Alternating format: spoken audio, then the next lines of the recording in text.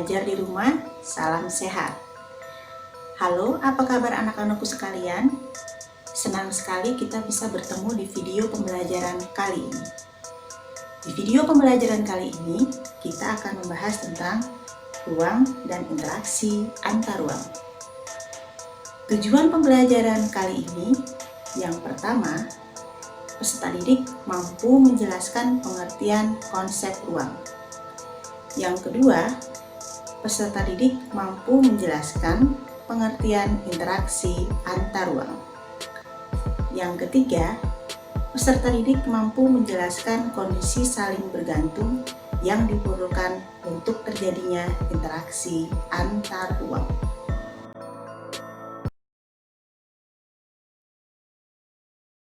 Nah, sekarang coba perhatikan ilustrasi berikut ini.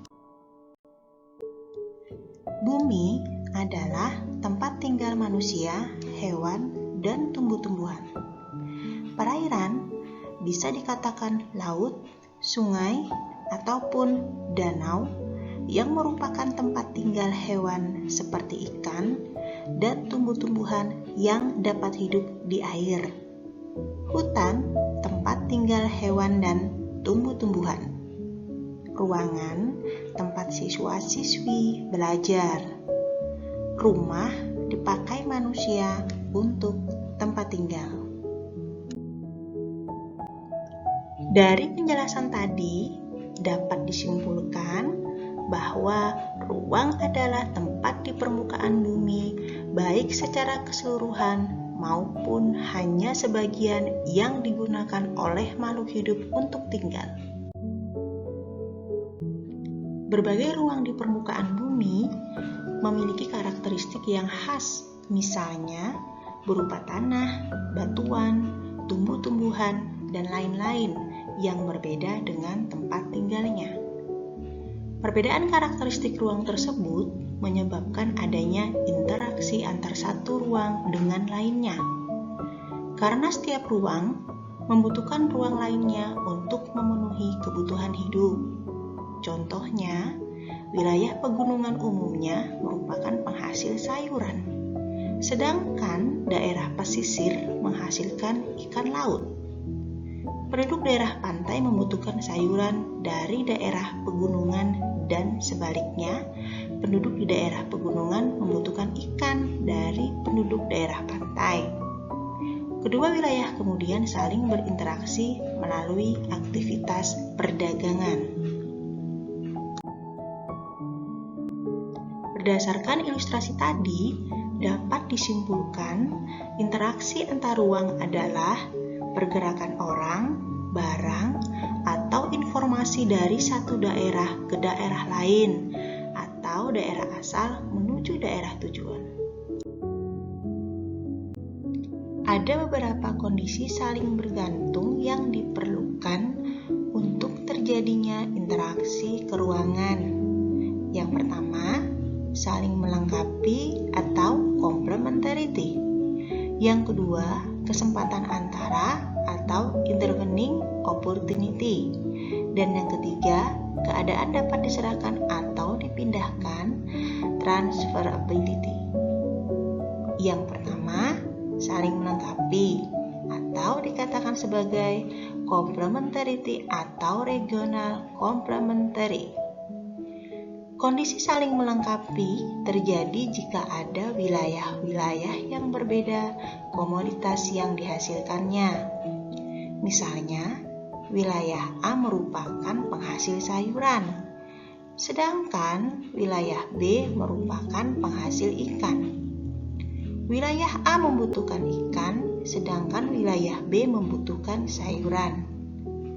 Jika masing-masing memiliki kelebihan atau surplus, maka wilayah A melakukan interaksi dengan wilayah B melalui aktivitas perdagangan atau jual beli.